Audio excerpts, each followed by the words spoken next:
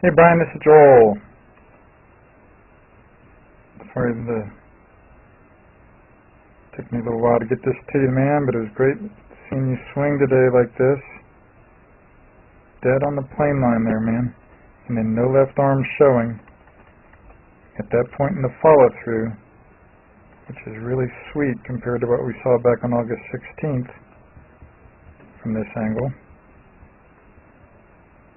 Where the club head was way above it there, Brian. And then after impact, that left elbow was jutted out away from your torso. That is beautiful improvement there, man. And then the thing, again, that was great today, too, was how much better your legs look now. And your weight shift is so much better compared to what we saw back on August 16th.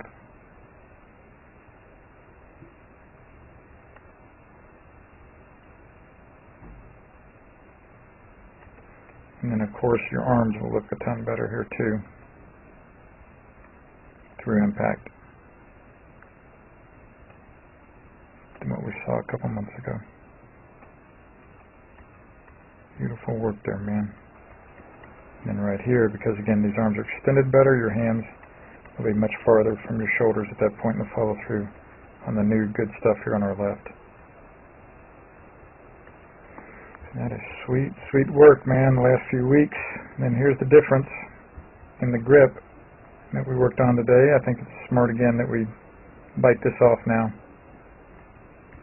See how his grip there, remember the kind of best ways I've found over the years to describe it to you is that when you draw a straight line down his forearm, then you have to draw about a 45-degree angle to that to get to the back of his hand. Whereas we see over here for you on the old gold, you're kind of flat with your left wrist there, no kink in your wrist. And when we draw the line up the shaft for him, it goes right through the middle of his left hand. Whereas we draw the line up the shaft for you, it kind of goes just like on top of your thumb kind of thing, not through the middle of your hand. So that doesn't look near as good as that. The old gold and the new blue.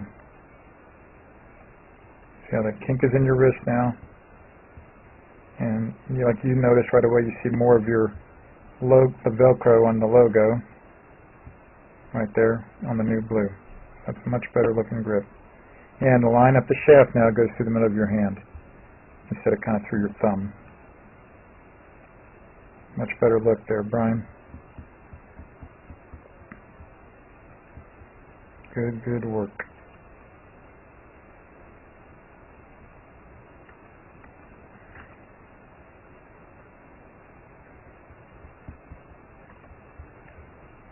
So you have that kink in your wrist, and feel it, as we're talking about, on the edge of your heel pad rather than your thumb pad. That's what you want to look like. And then the other thing that I want you to remember about this is this little test I gave you.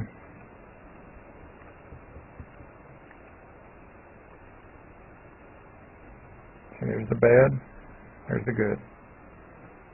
There's the bad, there's the good. So here in the good, you'll have your thumb pad not even touching the club, whereas on the bad, the thumb pad is touching the club right there. And the heel pad is off the edge of the club. On the good, see the heel pad is up on top. The thumb pad is on the top of the club, touching it, whereas on the good, the thumb pad is not even touching, the heel pad is up on the top side of the grip toward the sky.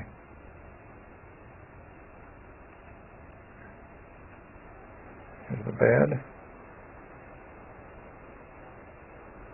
There's the good. So you can hold it both ways with one finger.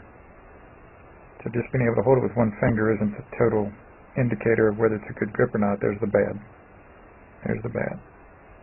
Thumb pad is on top of the grip. Now the thumb pad doesn't even touch. And the heel pad is on top of the grip, wedged in there between your finger and the heel pad. And then that last swing with the better grip that we recorded, like you notice right away, this kind of helps you get those arms extended when you get the better grip. Yeah, so man, those arms look even better. than the first one today. And like you said, you're feeling different muscles, Brian, which is a good sign. So hit a lot of shots with that new grip. You can hit a lot of half shots with it too, like some half wedges. That'll make it a little bit easier for you to feel. And relative to the putting we did there, you really want to get good at that routine I showed you today. It's a lot of fun, as you could kind of begin to tell. And this is what they'll look like, right? They're going to be no more than a foot or two from the hole on the x-axis. On the y-axis is where you need to concentrate to make sure your distance control is really good. Taylor hit 10 putts here. One of them went in the hole. The other 9 look good from this angle, looking down the y-axis, across the x-axis, because we know they're going to be more than a foot or two from the hole on the x-axis. But then if we walk around to our right from this perspective,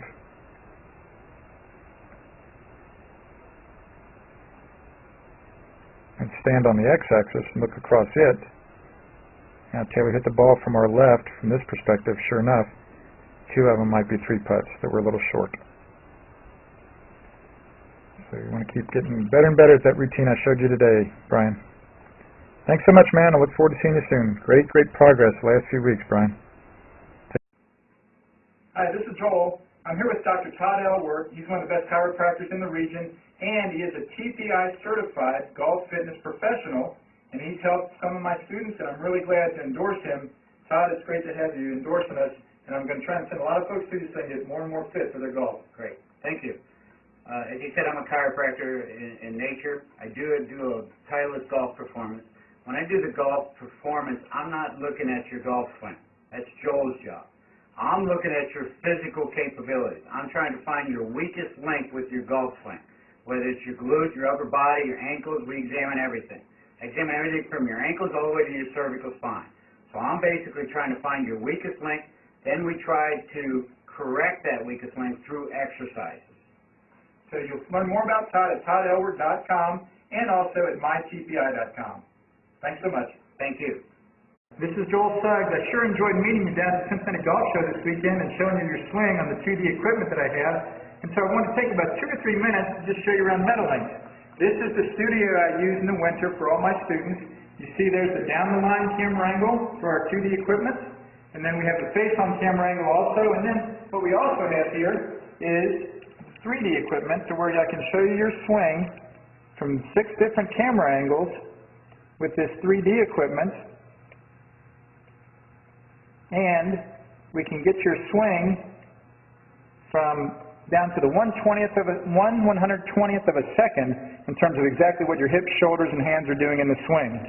And then also, I have the most realistic hitting curve I've ever seen from puttersedge.com. So when you hit your full shots, it feels as realistic as possible. And then I have 3 different green speeds for you to practice your putting. 9.5 on the stem meter, 10.5 on the stem meter, and 12.5 on the stem meter. That's benefited my students tremendously. And then also I have a lot of learning aids like this Smart Stick. You can see the rest of those learning aids over here in my bag that we can work on to help you learn the certain fields in your golf swing that you and I both want. And then also I help my students a lot with their equipment through the winter. This is a frequency analyzer where we twang your club and it gives us a reading here. And then also we plot your whole set, each club on these lines to see if the set is really matched or not. Quite often they aren't, and it helps my students tremendously when they find out what clubs are the offending clubs. And then if we get tired of being indoors and we want to go outdoors and hit some, we can do that. It's my daughter. Ellie, good to see you. I haven't seen her in weeks. No wonder you've been gone, Ellie. You've been out here playing in the snow all this time. But this is our natural turf area. This is closed until April, as you can see. But it's a fantastic area where we can step outside and hit some balls and get some real ball flight. Or, if we get pretty satisfied and things are looking better on the video here, we're kind of cooped up inside and want to go outside, we can step on out and hit balls and see real ball flight for about 5 or 10 or 15 minutes, however long you and I can stand the cold, out into the air, and we see them land at these different flags. I have a yardage book for this driving range. It's the first one I've ever seen in my life where we know exactly what it is with the front, back, and middle of each screen. And again, the covered area here is heated, so we stay out there for about 5, 10, 15 minutes, like I said. It enables us to see some ball flights, and then we get satisfied that things are looking the way we want, and we come back inside, take off our coat, and look again at the video equipment to see how your swing's looking, to make sure that you understand it.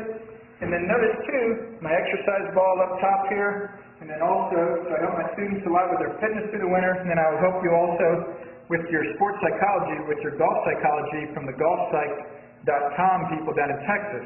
That's helped my students tremendously a lot over the years too. So again, I sure enjoyed meeting you down at the Cincinnati Golf Show this weekend.